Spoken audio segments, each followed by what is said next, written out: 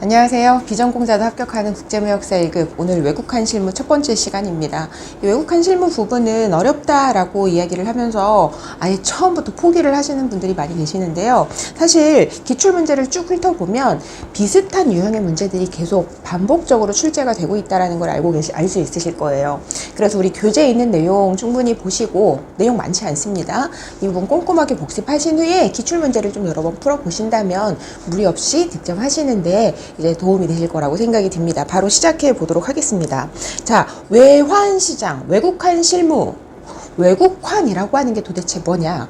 외국 돈이라고 생각을 하시면 되세요. 그래서 대외 지급 수단이라고 하는 게 있고요. 그리고 외화 채권, 외화 증권, 이러한 외화 파생 상품, 이러한 것들이 바로 외국환입니다. 그러면서 우리나라 외국환 거래법에서는 대외 지급 수단에 대해서 대외 지급 수단에 대해서 정의를 하고 있는데요. 우리 교재 보시면 외국 통화, 그리고 외국 통화로 표시된 지급 수단, 또 그 밖에 표시 통화 상관없이 외국에서 사용할 수 있는 지급 수단, 이러한 것들을 대외 지급 수단이라고 한다. 이러한 외국환이 거래되는 시장이 이제 외환 시장이다라고 하는 건데요. 자, 우리 외환 시장에서는 외국환이 거래, 매매가 되는 거예요. 그래서 매매라고 하는 거는 파는 사람이 있고 사는 사람이 있고 그게 두 개가 교환이 되는 거죠. 이런 거를 이제 외환시장에서의 거래라고 하고, 단지 내가 수출을 해서 수출 대금을 받아오는 것이라던가 아니면 어디서 돈을 빌려오는 것, 차입하는 것, 이러한 것들은 외환 거래로 보지 않는다라고 보시면 좋겠습니다. 외환 거래는 매매가 일어나는 것이다 라고 그렇게 꼭 체크를 해두시고요. 자, 두 개 통화를 한 사람은 팔고 한 사람은 샀어요. 얘네 둘의 가치가 항상 같을까요? 그렇지 않죠. 얘네 둘의 가치가 얘 하나를 살 때 얘가 이만큼 필요해 라고 하는 걸, 이거를 숫자로 표현해 놓은 게 바로 환율이다 라고 생각을 하시면 될 것 같아요. 그래서 우리 외국환 거래 같은 경우에는 우리 교재에 보시는 것처럼 통신기기를 통해서 시간이나 공간의 제약 없이 장외에서 계속해서 거래가 일어난다 라고 하는 부분도 챙겨보시면 좋겠습니다. 이런 외환 시장은요, 두 가지로 구분을 할 수 있어요. 첫 번째가 은행 간 시장이 있고요. 두 번째가 대고객 시장이라고 하는 게 있습니다. 은행 간 시장이라고 하는 거는 은행과 은행과 외국환 중개회사, 외국환 중개회사, 이들 사이에 일어나는 거래를 말하고요. 대부분 어떤 투기적 목적으로도 이제 많이 활용이 된다라고 보시면 될 것 같아요. 외환 브로커를 통해서 거래가 많이 이루어지고 있습니다.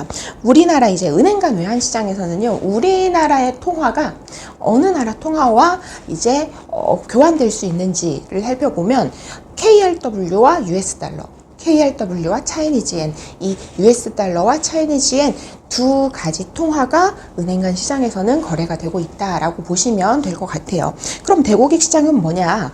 고객들이 자기가 가지고 있는 외화를 팔거나 아니면 자기가 필요한 달러라던가 외화를 사오거나 하는 그러한 시장을 대고객 시장이라고 해요. 우리가 여행 가기 위해서 은행 가서 미국 달러를 샀어요. 그런 게 이제 바로 대고객 시장이 되겠죠.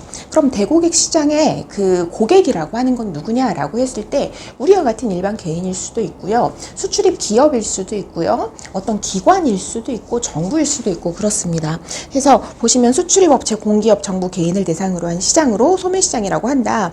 거래 시에는 은행의 매매 기준율이 적용이 된다.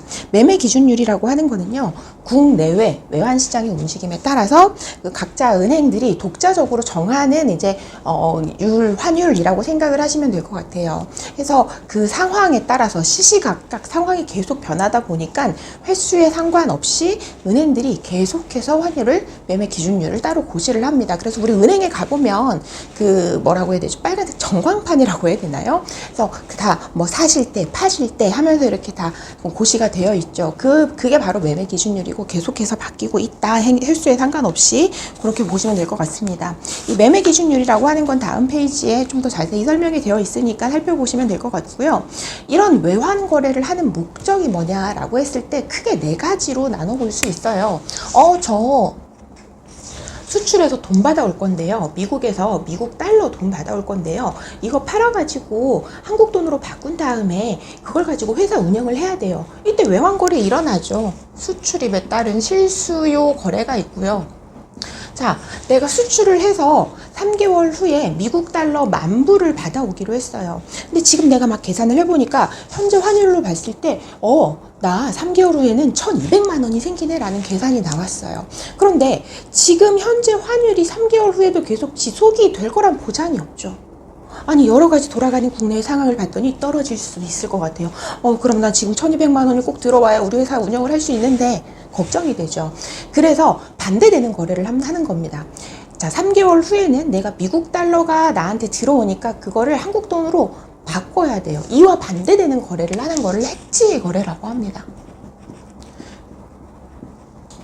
해지 거래라고 하고요. 그리고 그 다음이 이제 투기 거래라고 하는 게 있어요.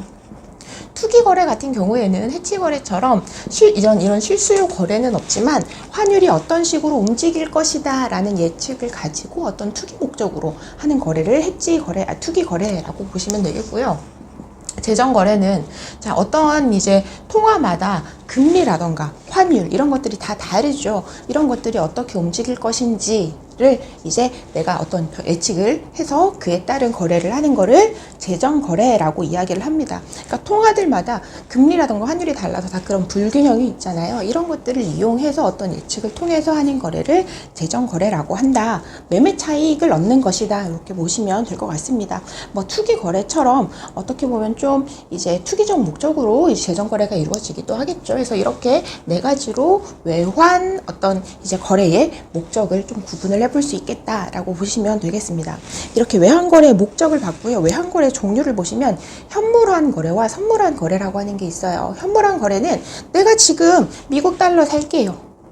선물환 거래는 미래에 내가 일주일 후에 미국 달러 10,000불 살게요 라고 하는 걸 이제 선물환 거래라고 해요. 근데 우리가 평소에는 쉽게 생각했을 땐 현물환 거래라고 하는 건 지금 사오는 거라고 생각을 하기 쉽지만 이제 우리 외환 거래에서의 현물환 거래는 보통 2, 3영업일 이내에 이루어지는 거를 현물환 거래라고 하고 선물환 거래라고 하는 거는 3영업일 이후에 이루어지는 거를 선물환 거래라고 한다. 그럼 선물환 거래를 할 때에는 지금의 환율로 거래를 미리 하기로 약속하는 거냐, 뭐 지금의 환율이 될 수도 있겠지만 미래의 이 환율로 거래를 할게요 라고 하는 약정해 놓은 환율이 있어요. 그거를 선물 환율이라고 하는데 이 부분 뒤에서 우리가 좀 더 살펴볼 수 있겠습니다.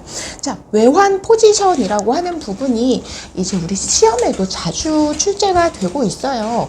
자, 외환 포지션 보시면 우리 매입 초과 포지션, 매수 초과 포지션, 스퀘어 포지션 이렇게 있는데요. 외학 표시 자산과 부채의 차이를 표현하는 방법이다라고 이야기를 하고 있어요. 처음에 나온 게 매입 초과 그리고 매수 초과가 있고요. 이거는 매입과 매수로 또 이렇게 표현을 할 수 있지만 자산 부채로도 표현이 가능해요. 그래서 외화로 표시된 자산이 많다는 건 많이 들어왔다라는 거죠. 자산이 부채보다 더 큰 상황. 매수 초과는 자산보다 부채가 더 큰 상황이라고 해서 비슷하죠. 이거를 숏 포지션이라고 하고요. 이형이 있네요. 롱 포지션이라고 얘기를 합니다.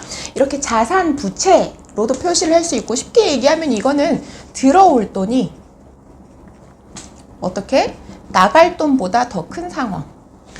이거는 들어올 돈이 나갈 돈보다 더 작은 상황, 나갈 돈이 더 큰 상황이다 라고 이렇게 보시면 될 것 같아요. 그래서 지금 요 경우에는 내가 가지고 있는 외화가 더 많기 때문에 이 외화를 바꿨을 때 들어오는 한국 돈이 점점 더 많아졌으면 좋겠죠. 환율이 점점 더 올라갔으면 좋겠죠. 그래서 지금 롱 포지션 같은 경우에는 환율이 상승하면 유리하고 숏 포지션 같은 경우에는 내가 갚아야 될 외국 돈이 많은 거예요. 내가 1개월 후에 미국 돈 10,000불을 이제 갚아야 돼. 근데 10,000불을 갚을 때 지금은 10,000불을 갚기 위해서 지금은 1달러당 1,000원만 내면 되는데 1개월 후에 환율이 1,000원이 아니라 1달러를 살려면 1,200원이 필요하게 됐어요. 이건 환율이 상승했다고 하거든요. 불리하죠. 숏 포지션 같은 경우에는 환율이 내려가는 게 더 유리하다라고 이야기를 합니다. 그래서 매입 초과 이거를 오버보웃이라고 표현을 하기도 하고요. 그리고 숏 포지션을 oversold라고 이제 표현을 하기도 합니다. 어떠한 이제 롱 포지션이 됐든 숏 포지션이 됐든 환율 변동에 따라서 어떻게든 나에게 손실이 일어날 수 있다 보니 보통은 어떠한 이제 외환을 보유하고 있을 때에는 외환의 환율 변동에 따른 어떠한 위험을 해지하기 위해서 스퀘어 포지션, 자산과 부채를 거의 비슷하게 맞추려고 하는 이제 이런 목적으로 스퀘어 포지션을 유지하는 게 좋다라고 이제 이야기를 합니다. 자, 다음 페이지 넘어가 보겠습니다. 롱 포지션, 숏 포지션에 대해서는 우리 교재 아래쪽에 제가 방금 말씀드린 내용들을 좀 쭉 풀어놨기 때문에 그 부분 한번 읽어보시면 될 것 같고요. 자, 환율이라고 하는 것. 이 돈이랑 요 돈이랑 바꾸는데 얘 하나 살 때 요 돈은 요 통화는 이만큼을 줘야 돼. 이게 환율이라고 했어요. 이게 두 통화 간에 어떻게 보면 교환 비율인 거죠. 우리 여러 나라마다 서로 다른 통화를 쓰고 있는데 각국의 통화마다 사고 싶은 사람이 더 많이 몰리는 시장이 있고, 예를 들면 US 달러는 사람들이 이 정도의 사람들이 살려고 몰려들었어요. 그런데 어디로 할까요? 특정 국가를 하면 안 될 것 같지만 아프리카의 어느 나라는 그 아프리카의 돈을 살려고 한 사람이 한두 명밖에 없어요. 이렇게 수요와 공급에 따라서 사실은 환율도 결정이 됩니다. 우리 이런 보드마카 같은 경우에는 이거 하나에 1,000원이에요 라고 가격이 딱 정해져 있지만 환율은 그렇지 않다. 이 돈의 가치가, 어떠한 통화의 가치가 정해지는 데에는 여러 가지 요인들이 작용을 해요. 그 나라의 경제 상황이 될 수도 있고요. 그 정책 당국의 어떤 의지가 될 수도 있고요. 예를 들면 우리나라 같은 경우에는 북한이 바로 위에 있잖아요. 북한이 막 전쟁 준비를 해요. 핵미사일 쏘면 안 되죠. 미사일을 막 쏘고, 그러면 우리나라의 정세가 굉장히 불안정해지다 보니까 외국인들이 우리나라에 투자를 하겠어요? 안 하겠어요? 안 하죠. 우리나라에 오히려 있던 사람들도 자기가 가지고 있던 한국 돈 다 털고 나간단 말이에요. 그럴 때는 우리나라의 통화 가치가 막 하락이 되니까, 예전에는 우리나라 돈 이만큼 살려면 다른 나라 돈을 요만큼 갖고 왔어야 되는데 이제는 다른 나라 돈을 진짜 요만큼만 줘도 한국 돈 안 살려고 하는 거예요. 이런 경우들이 이제 생길 수 있다. 그래서 우리 환율의 개념 부분 좀 살펴보시면 되겠고요. 수요와 공급에 의해서 표시가 이제 결정이 되고, 그 수요와 공급은 단지 사람들이 얼마나 많이 몰리느냐 이긴 한데, 그런 것들이 그냥 단순한 어떤 하나의 요인에 의해서 결정이 되는 게 아니라 여러 가지 요인들이 복합적으로 작용이 된다라고 보시면 되겠습니다. 이러한 환율을 표시하는 방법, 환율, 통화 간 교환 비율이라고 했는데요. 환율을 표시하는 방법에 두 가지가 있어요. 우리 뉴스 같은 데 보면 원달러 환율이 얼마로, 환율이 얼마만큼 올랐습니다, 내렸습니다, 이런 얘기 많이 나오죠. 이게 우리가 직접법으로 표시하는 거예요. 직접법과 간접법 두 가지가 있습니다. 직접법은 기준 통화를 하나를 놓고 이거 사려면 우리나라 돈 얼마가 들어가야 돼. 미국 달러 하나 사려면 한국 돈 얼마 들어가야 돼 라고 표시하는 걸 직접법이라고 하고요. 간접법 같은 경우에는 이제 영국이라던가 EU 쪽, 과거 영연방 국가였던 뉴질랜드나 호주 달러와 같은 것들, 파운드와 이런 것들이 이제 간접법 표시가 되는데, 예를 들어서 내가 유럽 사람이에요. 우리나라 돈 1유로로 미국 달러 얼마 살 수 있어? 이런 식으로 표시를 하는 거를 간접법이라고 합니다. 그래서 직접법 같은 경우에는 대부분의 통화, 간접법 같은 경우에는 아까 말씀드렸던 것처럼 유로존, 영국, 과거 영연방 국가인 호주, 뉴질랜드 이쪽이다. 그래서 얘를 재밌게도 유럽식 표시법이라고 하고요. 얘는 미국식 표기법이라고 합니다. 이렇게 보시면 될 것 같아요. 우리 교재에 지금 예시에 보면 GBP per UD라고 되어 있는데 USD 다 맞게 보시고 있죠. 자, 환율의 종류 보겠습니다.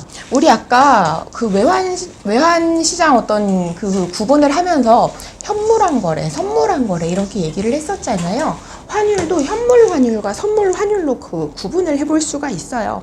그래서 현물 환율은 그냥 떠오르시는 것처럼 내가 이제 지금으로부터 2, 3영업일 이내에 거래할 때 적용되는 환율을 현물 환율이라고 하고, 선물 환율은 내가 일주일 후에 미국 돈 $10,000를 살게, 이 환율로 지금 환율과는 달라요. 그 시점에 이 환율로 살게 라고 미리 약정된 환율을 선물 환율이라고 한다. 미래에 이 환율로 살게 라고 하는 거에는 지금 현재 사람들의 기대 심리가 반영이 되어 있는 환율이에요. 앞으로 이렇게 오를 것 같다, 내릴 것 같다 라고 하는 그러한 기대 심리들이 반영된 환율이 선물 환율이다 라고 이렇게 보시면 되겠습니다. 그리고 이제 크로스 환율이라고 하는 게 있어요. 크로스 환율. 우리 교재에는 없지만 크로스 환율이라고 하는 건 우리나라 통화가 아닌 제3국의 통화 간 이제 비율을 이제 말한다라고 그렇게 보시면 되겠습니다. 자, 재정 환율.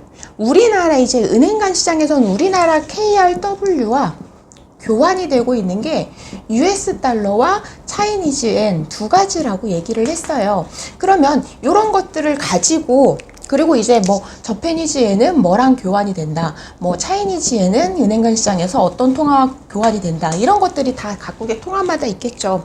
재정 환율은 우리나라 KRW를 다른 나라 돈이랑 비교를 하고 싶은데 얘네 말고 이 JPY랑 비교를 하고 싶어요 라고 하는 경우에 이제 적용이 되는 환율이 재정 환율입니다. 그래서 우리 교재 보시면 이 외에 은행 간 거래에서 직접 거래되지 않는 통화의 환율을 기준으로 환율을 통해 간접적으로 계산한 것을 재정 환율이라고 한다라고 되어 있는데 밑에 예시에 유로 원, N1, 위안 원은 아니죠. 죄송하지만 이 부분은 좀 지워주세요. 그러면 지금 예를 들어서 은행 간 시장에서 KRW와 USD는 거래가 되고 그리고 JPY랑 USD도 거래가 돼.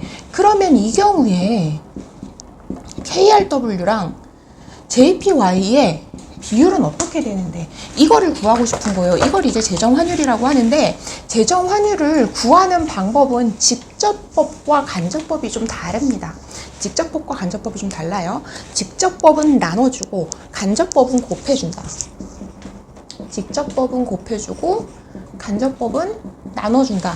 이렇게 보시면 되세요. 예를 들어서 직접법 같은 경우에 이 환율이 뭐 1200원이고 그리고 JPY 환율이 120원이다 라고 이렇게 얘기를 했을 때 자, 이 경우에는 1200 나누기 120을 하면은 100이 되겠죠. 100. 이게 바로 한국 돈과 일본 돈 간의 어떤 이제 환율이다, 재정 환율이다 라고 보시면 되겠습니다. 그리고 간접법 같은 경우에는 두 개 곱했죠, 지금. 간접법 같은 경우에는 나누면 돼요. 예를 들어서 이제 US 달러하고 KRW의 비율이 얼마라고 할까요? 1,400원. 이렇게 올라가면 안 되는데 1,400원이고 그리고 유로. 간접법은 이제 자국 통화를 먼저 앞에 이렇게 놓고 있죠.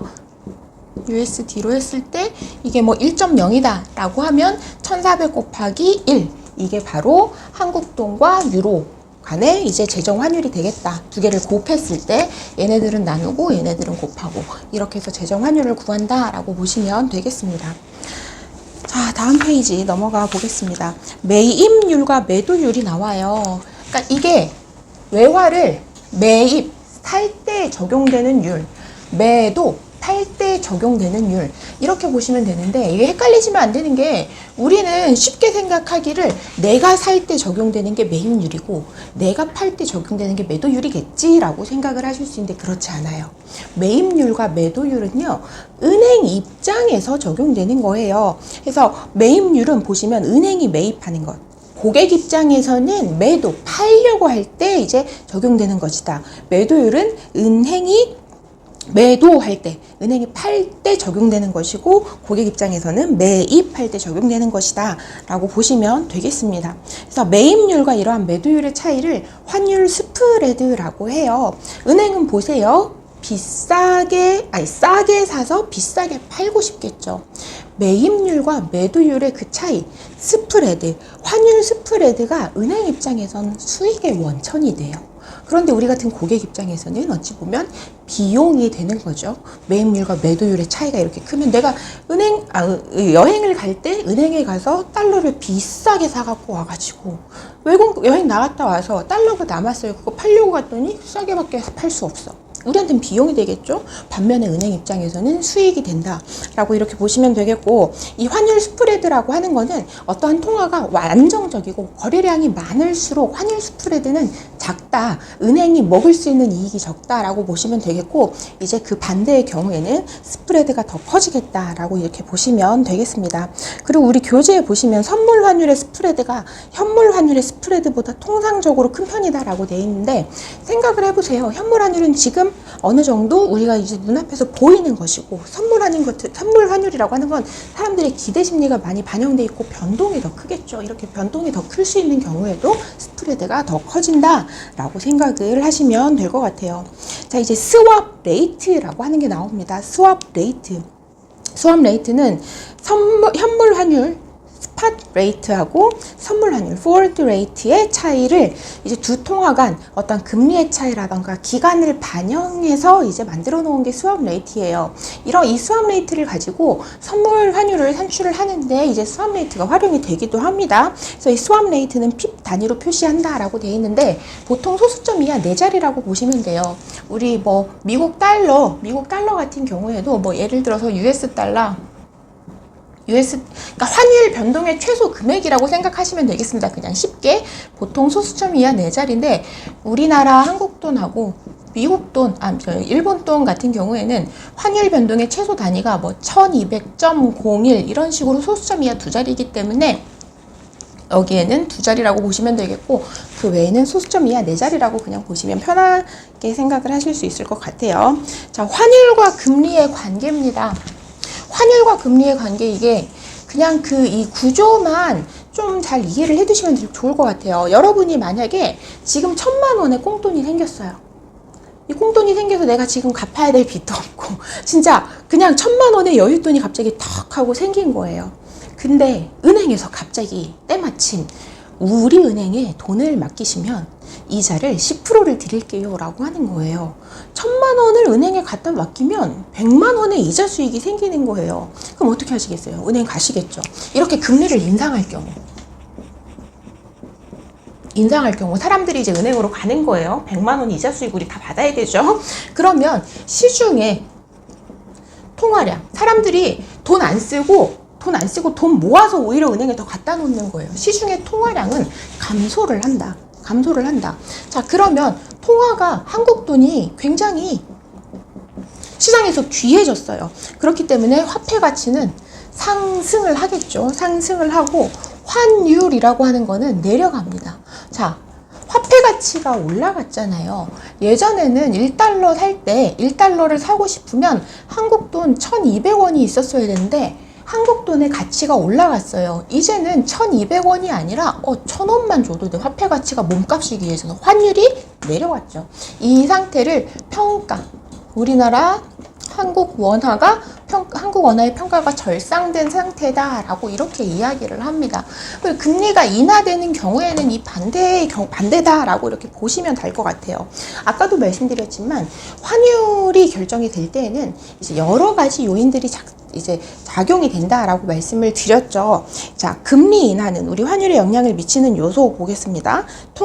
금리 인상이랑 반대로 보시면 되겠죠. 통화량을 반대로 증가시키기 위한 것으로 추측할 수 있고, 결국엔 자국 화폐의 평가 절하를 가져와서 이제 자국 달러화가 우리나라 화폐 대비 강세가 되겠다. 자, 그 다음 페이지에 중국 수출 부진에서 파란색 박스 안에 들어있는 내용은 살펴보시면 되겠고요. 한 국가의 정치적, 경제적 불안정성은 통화 가치의 하락을 가져오고 이는 환율의 상승으로 이어진다. 환율이 상승이 되었다는 게 뭔가 좋은 의미라고 생각하기는 사실 좀 그래요. 그러니까 이게 주체에 따라서 달라질 수는 있어요. 환율이 올라가면 수출하는 회사들은 좋을 수 있어요. 왜냐하면 똑같이 나는 미국 돈 1000불을 받을 건데 환율이 올라가서 요즘 같으면 1200만 원이 됐을 거를 120만 원이 됐을 걸 갖다가 환율이 확 올라가서 150만 원이 내 통장에 쌓인다던가 이런 경우 있을 수 있기 때문에 수입하는 회사들은 그 반대의 경우가 되겠죠.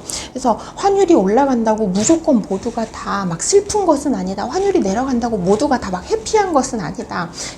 어떠한 이제 상황에 따라서 다 다를 수 있다. 그리고 아까 우리 앞에서 봤었던 외환 포지션에 따라서도 다를 수 있죠. 그렇게 생각을 하시면 되겠고요. 자, 외국인 투자자들은 한국에서 주식 투자를 하기 위해서 어떻게 해요? 달러화를 가지고 와서 달러화를 팔고 한국돈 KRW를 사서 주식 투자를 하죠. 반대의 경우에는 이제 내가 외국인 투자자들이 한국에 주식을 갖고 있었는데 한국 경제적 상황이 좋지 않아, 주식 상황이 좋지 않아, 이거 털어야겠어 이 주식. 그러면 갖고 있는 주식 팔면 한국 돈이 생기죠. 그거 싸들고 있겠어요? 아니죠. 그 한국 돈 팔고 미국 돈 싸질머지고 나간단 말이에요. 그래서 주식이 그냥 올랐다 내렸다면 아 올랐구나, 아 내렸구나, 그냥 이게 아니라 그러한 외국인 투자자들의 어떤 순매도나 순매수가 환율에도 영향을 끼칠 수 있고요. 보통은 이제 그러한 행위들은 이제 환율과 주가는 이제 역의 관계에 있다라고 보시면 될 것 같아요. 막 주식을 많이 사들여요. 그러려면 한국 돈이 필요하니까 한국 돈의 수요가 많아지죠. 외국인들이. 그럼 한국 돈의 가치가 올라가는 것이고, 가치가 올라갔다라고 하는 건 환율이 떨어지는 것이고, 이렇게 좀 역의 관계에 있다라고 생각을 하시면 될 것 같습니다. 우리 환율의 선택이라고 나와 있는데요. 그 전에 우리 이 환율의 어떤 상승 요인이라던가 하락 요인에 대해서 시험 문제에 좀 출제가 많이 돼요. 그래서 환율 상승 요인을 우리 시험에 자주 보기로도 좀 나왔었고 앞으로도 나올 법한 것을 몇 개 정리를 해보겠습니다. 일단 첫 번째, 환율이 상승했다라는 건 뭐예요? 한국 돈의 가치는 하락이 되었다는 거예요. 가치는 하락이 되었다는 거예요. 첫 번째, 무역 수지 적자. 무역 수지가 적자라는 거는 뭐예요? 수출보다 수입이 더 많은 거예요. 수출을 하면 우리나라에 들어올 돈이 이제 생기는 거고, 수입 같은 경우에는 우리나라에서 나가야 될 돈이 많은 거죠. 나가야 될 돈이 많다 보니까 사람들이 수입 대금을 치르려고 미국 달러화를 너도 나도 막 사들여. 그러면 미국 달러화의 가치가 올라가면서 상대적으로 한국 돈의 가치는 하락이 될 것이고, 이제 원화의 환율 상승을 가져오겠다라고 보시면 되겠고요. 자, 두 번째, 아까 얘기했던 겁니다. 외국인 투자자들의 주식 순매도. 이 사람들이 주식 팔아서 한국 돈 생기면 그거 그대로 싸질머지고 있지 않는다. 요거 팔아서 미국 달러를 다시 미국 달러로 바꿔가지고 나간다. 그래서 외국인 투자자들의 주식 순매도, 이런 것들도 환율에 좀 영향을 미칠 수 있고요. 그리고 유럽 국가들의 재정 위기. 이게 우리나라의 일은 아니지만 유럽 국가들의 재정 위기로 인해서 상대적으로 미 달러화의 가치가 상승하면서 환율의 상승까지도 함께 가져올 수 있다라고 이렇게 보시면 되겠고요. 자, 그리고 우리나라 금리 인하. 여기 금리 인상만 적혀 있는데 금리 인하를 하는 경우에 환율이 이와 반대로 상승이 될 수 있겠죠. 자, 그리고 다섯 번째, 미국의 양적 완화 축소 또는 폐지.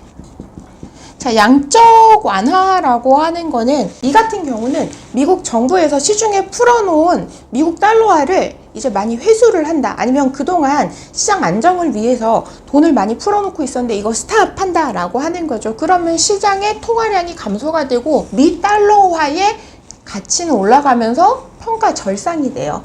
이에 상대적으로 한국 원화의 가치는 하락이 되면서 상대적으로 환율이 상승할 수 있겠다. 이렇게 보시면 되겠습니다. 그래서 환율의 상승 요인 이렇게 정리를 해봤고요. 환율의 하락 요인은 이와 반대로 생각을 하시면 되겠습니다. 그리고 환율이 상승할 수 있는 요인 이런 거 외에도 우리나라 같은 경우에는 북한이 있다 보니까 어떤 북한에서 조금 좀 뭔가 막 핵 미사일을 만들고 있는 뭐 정황이 포착이 됐다거나 뭔가 전쟁 준비를 한다거나 막 그러한 것들도 환율 상승의 어떤 요인으로 작용이 될 수가 있겠습니다.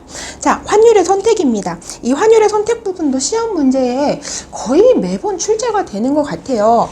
제가 아까 말씀을 드렸지만 우리가 매입률, 매도율이라고 하는 거는 우리 입장에서의 매입률, 매도율이 아니다.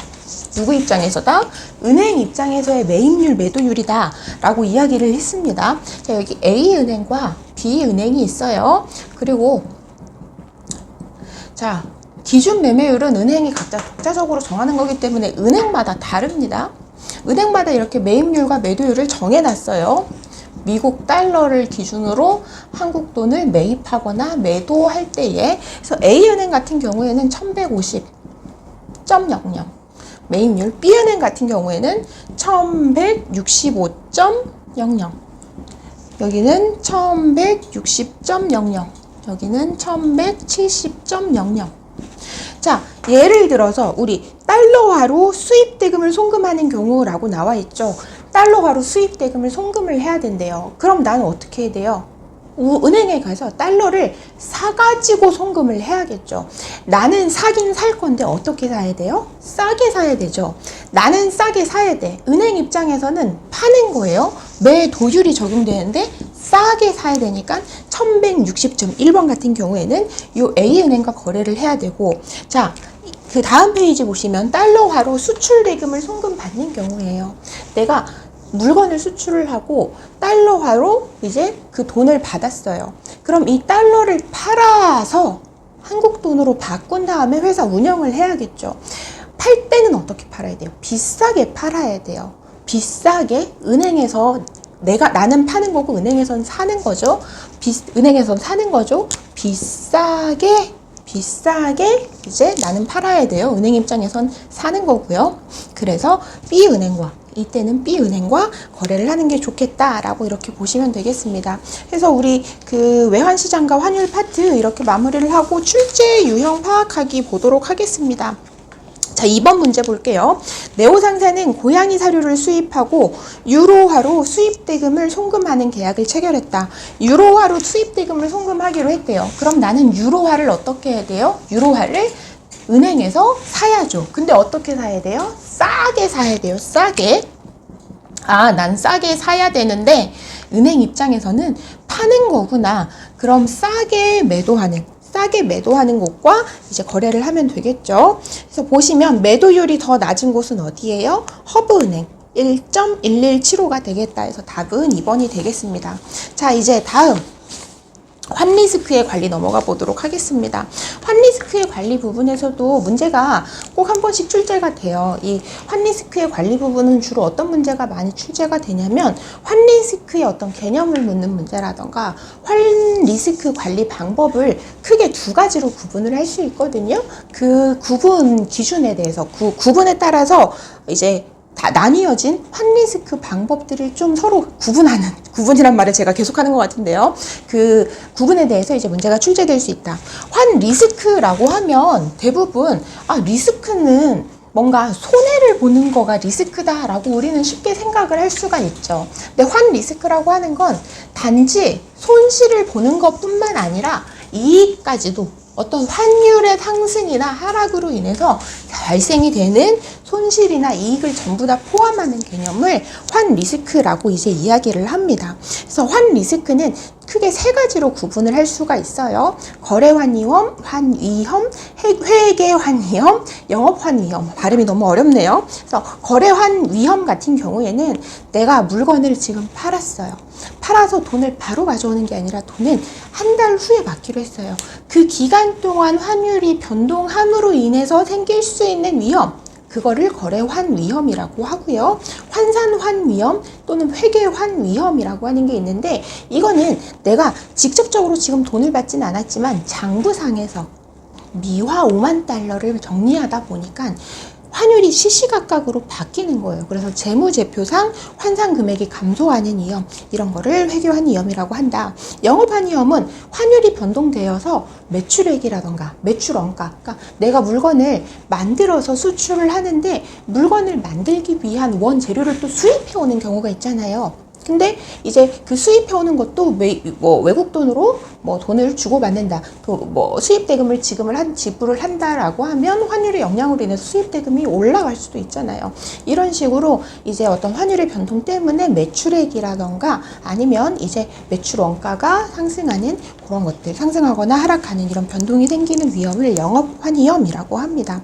이런 이제 환위험에 영향을 끼치는 요인, 환리스크가 생기는 환 리스크가 생기는 영향을 끼치는 요인은 여러 가지가 있죠. 보유 기간, 내가 어떤 자산이나 부채를 얼마만큼 보유를 하느냐, 그리고 나의 외환 포지션이 지금 어떻게 되느냐, 환율 변동성이 어떻게 되느냐, 이러한 것들이 이제 환 리스크에 영향을 끼칠 수 있겠다라고 보시면 되겠습니다. 자, 환 리스크를 크게 이렇게 거래, 환산 또는 회계, 그리고 영업 이렇게 구분을 해봤고요. 이런 환 리스크는 어떻게 관리를 해야 될 것이냐, 크게 두 가지로 구분이 가능하다. 대내적 관리 기법이라고 하는 게 있고 대외적 관리 기법이라고 하는 게 있습니다. 먼저 대내적 관리 기법은 매칭이라고 하는 게 있어요. 매칭이라고 하는 건 내가 줄 돈도 있고 받을 돈도 있으면 그 주거나 받는 시기를 거의 비슷하게 일치시켜 놓는 거예요. 그러면 환율이 막 이렇게 요동을 치고 있어도 어차피 서로 상쇄가 되니까 이걸 매칭이라고 하고요. 두 번째, 상계라고 하는 게 있습니다. 상계는 여러분들 다 아시는 거예요. 퉁치는 거예요. 야, 너 나한테 1,000만 원 주고 있잖아. 근데 내가 너한테 800만 원 줘야 되지? 200만 원만 줘. 이거를 상계라고 합니다. 이 상계 같은 경우에는요, 우리나라 외국항 그 관리법에서 5,000불을 초과하는, 미화 5,000불을 초과하는 상계거래 같은 경우에는 신고를 하도록 하고 있어요. 이제 외환거래 어떤 투명성을 위해서 신고를 하도록 하고 있고, 이거는 사실 우리 국제무역사 시험에 나올 가능성은 많이 높지 않지만 우리 무역거래를 하시는 분들이 정말 이게 상계가 빈번하게 많이 일어나고 신고를 하지 않을 경우에 과태료가 적지 않음에도 불구하고 모르시는 분들이 많아서 제가 특별히 다음 페이지에 상계 신고를 요하지 않는 경우 몇 가지를 넣어놨어요. 시험에 사실 출제가 된 적이 과거에 있기는 해요. 근데 출제 확률이 높지는 않아요. 그럼에도 불구하고 실무적으로 상당히 중요한 부분 중 하나이기 때문에 일부러 넣어놨으니까 한번 쓱 이제 꼭 한번 읽어봐 주시면 좋을 것 같습니다. 자, 우리 지금 매칭하고 상계 이야기를 했고요. 리딩과 레깅이라고 하는 게 있어요. 리딩과 레깅은 뭐냐면 영수하거나 지불해야 될 시기를 당기거나 밀거나 하는 거예요. 내가 봤을 때 환율이 이렇게 될 것 같으니까 좀 당겨서 받아야지, 뭐 환율이 이렇게 될 것 같으니까 좀 미루어서 지불해야지, 이런 식으로 영수나 지급의 시기, 돈을 받거나 돈을 지불해야 되는 시기를 앞당기거나 좀 뒤로 미루면서 조정을 하는 걸 리딩과 레깅이라고 합니다. 그래서 늦추는 게 당연히 레깅이 되겠고 당기는 게 리딩이 되겠죠. 그래서 이거는 내가 이제 자체적으로 판단을 하는 거예요. 환율이 이렇게 될 것 같은데 리딩을 써야겠다, 레깅을 써야겠다. 근데 나의 예측의 문제는 100% 맞을 거란 보장이 없고 반대로 움직여 버리는 경우에는 오히려 손실이 더 커질 수도 있다. 자, 포트폴리오 전략, 우리 뭐 이런 얘기 많이 듣잖아요. 계란을 한 바구니에 담지 말라고. 포트폴리오 전략이 그겁니다. 분산 투자고요. 그리고 우리 팩토링 배웠죠. 팩토링도 대내적 관리 기법 중 하나에 속한다 해서 매칭, 상계, 리딩과 레깅, 포트폴리오 전략, 그리고 팩토링, 이런 것들이 대내적 관리 기법에 해당이 되고요. 자, 대외적 관리 기법입니다. 대외적 관리 기법은 선물한 거래, 뭐 통화 선물 거래, 통화 옵션, 환변동 보험 이렇게 있는데요. 선물한 거래, 통화 선물 거래, 그리고 통화 옵션 같은 경우는 다음 강의에서 우리가 좀 살펴보긴 할 거고 개념 정도 이해를 일단 먼저 해볼게요. 선물한 거래는 보시면 교재에 미래의 특정 시점에 현재 정해놓은, 현재 계약한 환율로 외화를 매매할 것을 내가 사오거나 팔거나, 미래 특정 시점에 지금 요 환율이 아니라 우리끼리 약속한 요 환율로 외화를 매매할 것을 약속하는 것을 말한다 라고 보시면 되겠고, 이건 환리스크 해지 목적으로도 이용이 될 수 있고 투기적 목적으로도 이용이 될 수 있겠습니다. 그래서 또 여외 선물한 거래, NDF라고 하는 게 있는데요. 선물한 거래랑 이제 같은데 요거 같은 경우에는 내가 미래 특정 시점에 외화를 매매하기로 했잖아요. 기본적으로는 내가 1만 불을 계약을 했다면 10,000불 통째가 오가야 돼요. 근데 역외 선물한 거래 같은 경우에는 이제 환율이 오르거나 내림에 따라서 뭔가 차액이 생기겠죠. 그 차액만 기준 통화로 이제 거래하는, 이제 주고받는 그거를 역외 선물한 거래라고 합니다. 우리 다음 강의에서 좀 더 자세히 살펴보도록 할게요. 그리고 통화 선물 거래라고 하는 게 있어요. 통화 선물 거래. 그래서 미래 특정 시점에 현재 계약한 환율로 외환 매매에 대한 계약을 체결하는 것을 말한다. 선물한 거래랑 똑같은데요? 이렇게 생각하실 수 있어요. 거의 같은데 차이가 뭐냐면 통화 선물 거래 같은 경우에는 좀 더 우리가 안심이 된다. 밑에 표를 보시면 알 수 있어요. 통화 선물 거래는 지정된 거래소, 표준화된 계약 조건에 따라서 이행이 되는 거고 신용 위험이 없어요. 상대방이 이 한 달 후에 이거 우리 매매하기로 했는데 상대방이 배째 이럴 수도 있는 거잖아요. 배째 위험이 없어. 왜냐면 증거금이라고 하는 게 다 들어가고 매일매일 환율이 만기 시점까지도 환율이 매일매일 바뀔 거잖아요. 매일매일 정산을 해요. 그래서 상대방이 손실이 이만큼 났어요. 그러면 그 거래소에서 상대방한테 야, 너 증거금 이만큼 더 내. 이런 식으로 해서 이행이 되다 보니까 우리가 좀 더 안심할 수 있다. 그리고 최종 결제 방법은 내가 뭐 10,000불을 거래하기로 했으면 10,000불이 오간다. 근데 이제 NDF 같은 경우에는 역외 선물한 거래 같은 경우에는 차액만 결제를 한다. 선물한 거래는 그 반대라고 보시면 되겠습니다. 거래 장소 우리 그냥 개인끼리 어떻게 보면 만나서 약속 이렇게 하는 거예요. 그러니까 상대방이 만기에 그 이행을 할지 자기한테 불리하면 잠수 타버릴 수도 있잖아요. 그런 걸 알 수가 없어요. 그래서 약간은 좀 오들오들 떨면서 만기까지 제가 이행을 할까? 약간 이런 분위기입니다. 통상 실물 인수도다 이렇게 보시면 되겠고요. 통화 옵션이라고 하는 거는요. 내가 외화를 살 수 있는 권리 또는 팔 수 있는 권리를 사는 거예요. 지금 환율이 1,000원인데 내가 한 달 후에 1,200원에 팔 수 있는 권리를 미리 사놓을게 라고 하는 게 이제 옵션이라고 하는 거고 어떤 권리를 사는 거 옵션이라고 하는 거고요. 이거는 지금 내가 예상한 한 달 후에 어떤 그림과 한 달 후 실제 도달해 봤을 때 내 예상과 반대로 돼 있으면 내가 사놓은 권리는 안 쓰고 포기하고 이제 행사를 하지 않아도 돼요. 통화 옵션도 다음 강의에서 우리가 좀 더 다뤄보도록 하겠습니다.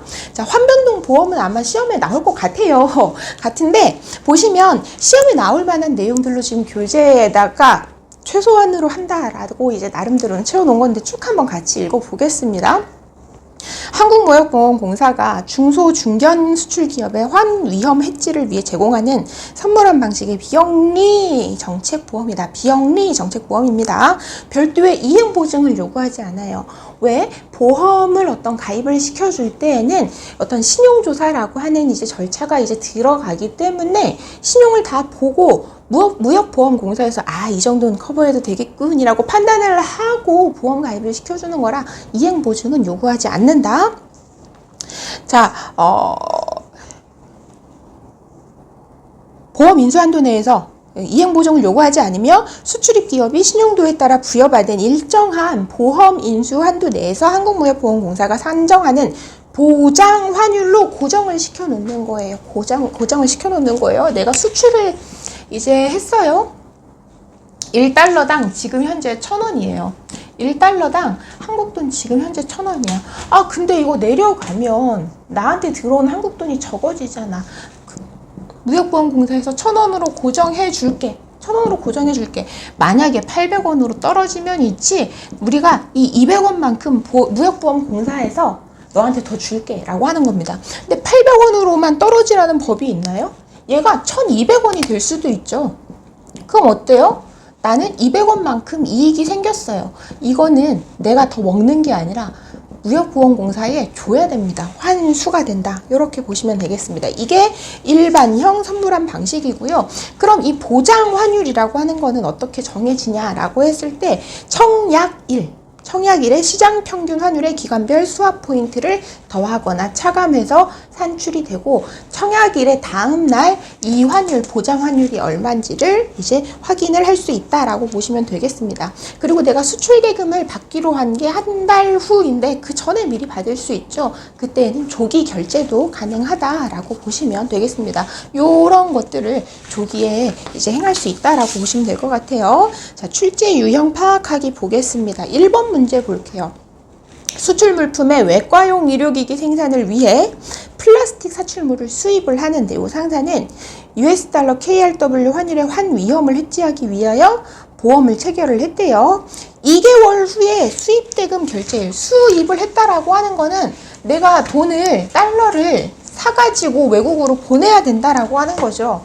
수입대금 결제를 받더니 1,180원이 되어 있어요, 환율이. 근데 내가 보험은 얼마에 했어요? 1,100원에 했죠. 만약에 내가 보험이 없었다면 80원만큼이 손해잖아요. 더 비싸게 사야 되니까. 근데 어때요? 80원만큼 손해를 보긴 했는데 보험에 가입을 했으니까 한국무역보험공사에서 이 손실만큼을 나한테 줘야 되는 거예요. 얼마였었죠? 2만 달러, 20만 달러, 20만 달러. 그래서 뭐 1,600만 원 정도 되겠죠? 맞죠? 그래서 1,600만 원을 한국무역보험공사에서 받게 된다. 그래서 지금 옳은 것을 보면 2번이네요. 보장환율과 결제, 시장환율 차이로 발생한 환차손 1,600만 원을 한국무역보험공사가 네오상사에게 보험금으로 지급하게 된다. 1번 보기만 좀 볼까요? 틀린 보기. 보장환율은 청약일의 시장평균 환율에 만기일의 스왑 포인트를 더하거나 차감하여 산출한다. 그러니까 청약일의 시장평균 환율에 만기일이 아니라 기간별 스왑 포인트를 더하거나 차감하여 산출이죠. 그래서 답은 2번이 되겠습니다. 이렇게 외국한 실무 우리 첫 번째 강의 마무리해 보도록 하고요. 처음에 좀 생소하다고 느끼시는 분들도 있을 수 있지만 우리 교재에 있는 내용 스스로에게 설명하는 시간 가지시면서 꼼꼼하게 복습하신다면 시험장에서 문제 풀어내시는 데는 크게 무리가 없으실 거라고 생각이 들어요. 이번 시간도 수고 많으셨습니다. 감사합니다.